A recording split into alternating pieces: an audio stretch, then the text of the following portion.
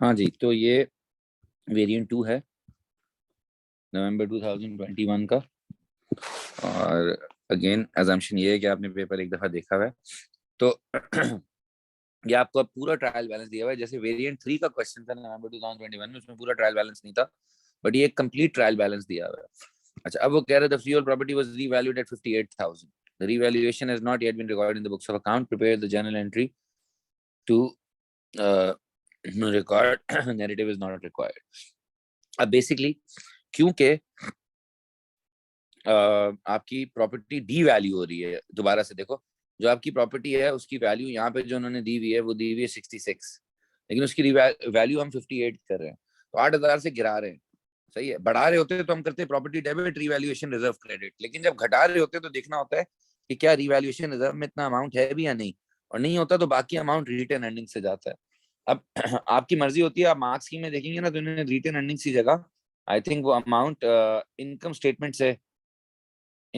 से निकाला हुआ है शायद। what they have done is they have taken the amount out of income statement,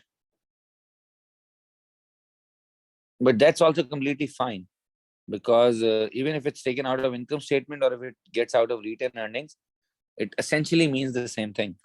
अब retained earnings से निकालो या तो बेसिकली इनकम स्टेटमेंट भी क्योंकि रिटेन अर्निंग्स में ही जाती है, तो हम करेंगे revaluation reserve debit 6,000, retained earnings debit या इनकम स्टेटमेंट डेबिट 2,000, और फ्री होल्ड प्रॉपर्टी को आप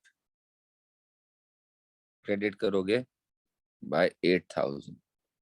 ठीक है। अच्छा, अब इसमें बहुत सारी एडजस्टमेंट्स हैं और हमें अपनी इनकम स्टेटमेंट बनानी है।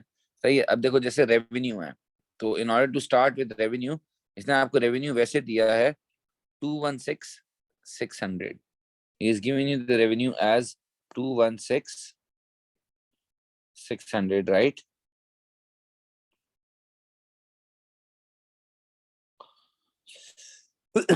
मगर एक एडजस्टमेंट है कि वो कह रहे हैं रेवेन्यू के अंदर सेल और रिटर्न के गुड्स भी शामिल हैं। तो अगर आपने रियलाइजेशन कॉन्सेप्ट की वीडियो देखी होगी तो उसमें मैंने बताया था कि अगर आपके रेवेन्यू के अंदर सेल और रिटर्न वाले गुड्स शामिल हो तो आपको उनको रेवेन्यू से निकालना पड़ता है। मतलब आपका जो रेवेन्यू है वो उसमें से 6,400 हमें हटाने पड़ेंगे, क्योंकि ये वाले गुड्स कभी बिके ही नहीं थे, ये सेल और रिटर्न बेसिस पे हमने भिजवाए थे। ओके, तो दैट मीन्स हमारा जो रेवेन्यू है वो तो 210,200 हो जाएगा, क्योंकि उसमें से हम एक तरीके से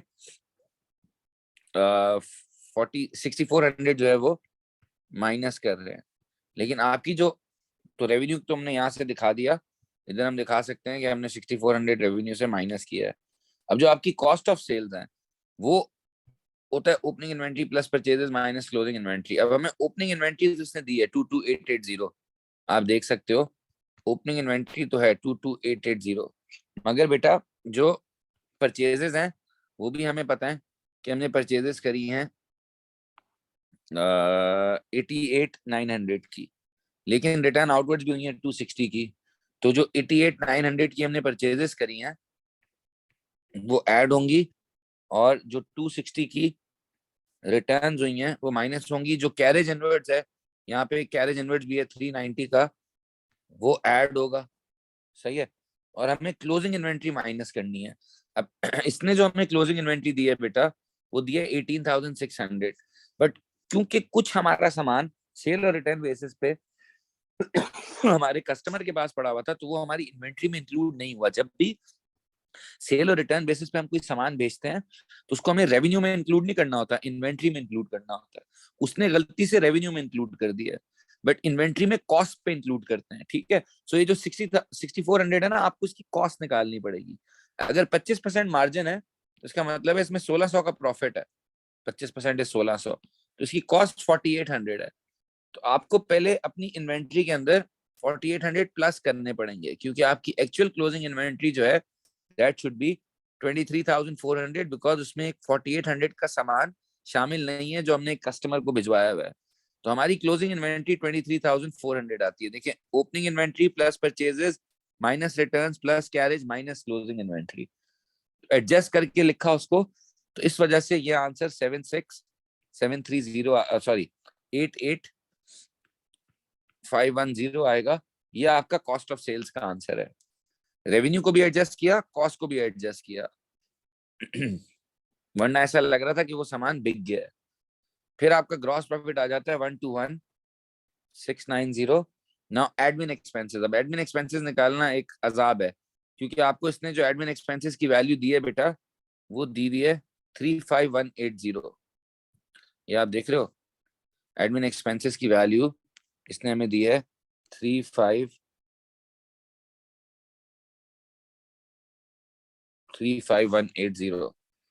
अच्छा जी,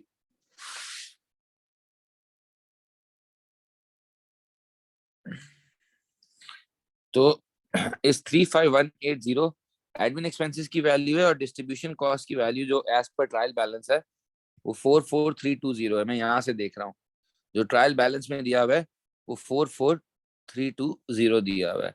अच्छा, अब आपको करना क्या है बेटा, कि अब जैसे डिलीवरी व्हीकल लाइसेंस है और 540 had been paid for the year ending 31 December 2021। Basically जो डिलीवरी व्हीकल के लाइसेंस है ना, वो आपकी एक डिस्ट्रीब्यूशन कॉस्ट है।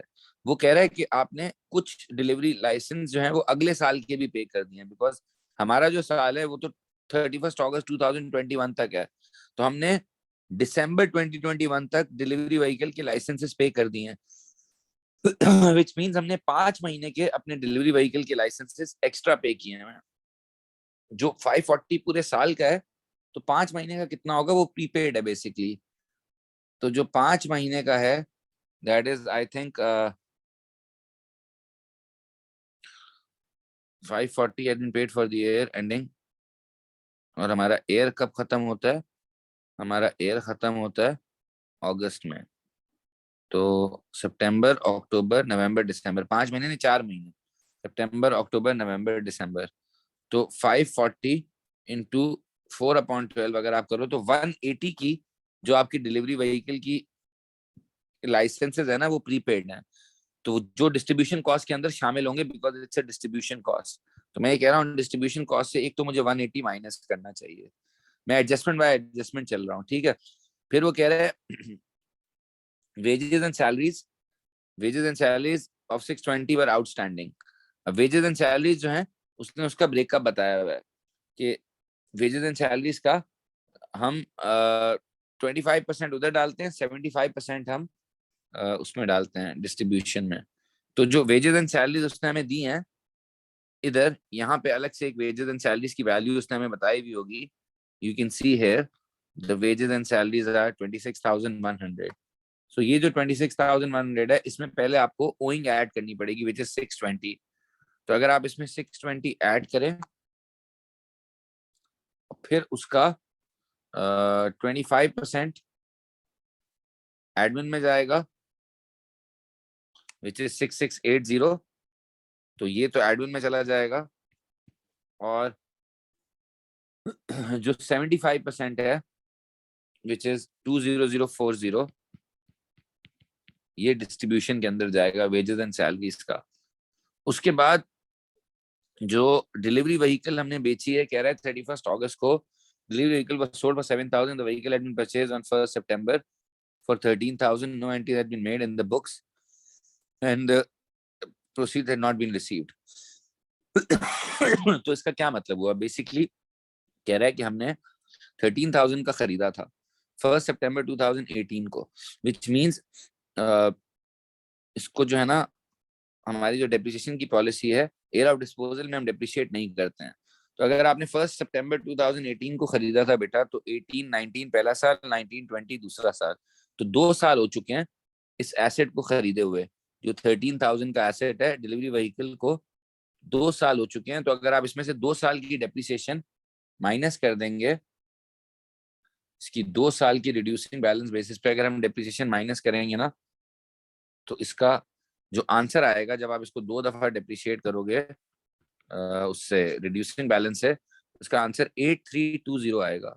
मतलब इसकी नेट बुक वैल्यू 8320 थी, हमने बेचा 7,000 का, विच मीन्स हमें 1320 का एक लॉस ऑन डिस्पोजल हुआ, जो हमारे डिस्ट्रीब्यूशन में जाएगा, क्योंकि डिलीवरी व्हीकल है। जो एसेट हमने 2 साल बाद बेचा, 8320 उसकी बुक वैल्यू थी, हमने 7000 में बेचा तो हमें लॉस ऑन डिस्पोजल हुआ। ठीक है, तो एक तो इस वजह से वो उधर चला जाएगा। फिर वो कह रहा है the freehold property is used only as a distribution warehouse, its remaining useful life at the at 1st September was estimated to be 40 years। तो वो ये कहना चाह रहा है कि अब जो प्रॉपर्टी है उसकी 1 सितंबर पे जब हमने उसको रीवैल्यू किया है, हमने उसको 1 सितंबर पे रीवैल्यू किया तो हमें ये पता चल गया अब उसकी रिमेनिंग लाइफ 40 इयर्स है। तो उसको हम कैसे डेप्रिशिएट करेंगे? तो अब वो उसकी वैल्यू 58,000 है, तो 58,000 को अगर आप ओवर 40 डेप्रिशिएट करते हो तो it would be 58,000 divide by 40 which is 1450। वो भी डिस्ट्रीब्यूशन में जाएगी उसकी डेप्रिसिएशन, क्योंकि उसने बोला है कि it should go in distribution. Okay, उसके बाद जो डेप्रिसिएशन है डिलीवरी व्हीकल की, वो कैसे निकालें? क्योंकि हमने डिलीवरी व्हीकल की डेप्रिसिएशन अभी तक नहीं निकाली है। देखो, ये as per the trial balance value है, ये प्रीपेड माइनस किया है, ये वेजेस एंड सैलरीज हैं, ये आपका लॉस ऑन डिस्पोजल है, और ये आपकी डेप्रिसिएशन है फ्री होल्ड प्रॉपर्टी की। तो डिलीवरी व्हीकल की डेप्रिसिएशन कैसे निकलेगी? ये हमने 20% रिड्यूसिंग बैलेंस मेथड पे डेप्रिसिएशन निकालनी है। तो 20% रिड्यूसिंग बैलेंस मेथड पे डिलीवरी व्हीकल की डेप्रिसिएशन कैसे निकालें? इशू ये है बेटा कि ये जो 89420 हम डायरेक्ट ऐसे क्यों नहीं कर सकते कि 89420 में से 42,200 माइनस कर लें, जो बचता है, क्योंकि रिड्यूसिंग बैलेंस में यही होता था ना, अगर आप 89420 में से 42,200 माइनस करो तो आपके पास बचता है 47,220। तो why can't I take 20% off this directly? हम इसलिए नहीं ले सकते बेटा बिकॉज इसमें से भी एक हमने बेच दिया है, खरीदा तो कुछ नहीं है, लेकिन इसमें से भी एक बेच दिया है जिसकी बुक वैल्यू हमने निकाली थी 8320 है। तो अगर मैं इसमें से 8320 भी माइनस करूं तो अब मुझे पता चलेगा कि मेरे पास कितने एसेट्स बच गए हैं, which will be I think 38,900। इसका अगर आप 20% लें तो you will get 7780 which is your depreciation of delivery vehicle। Okay,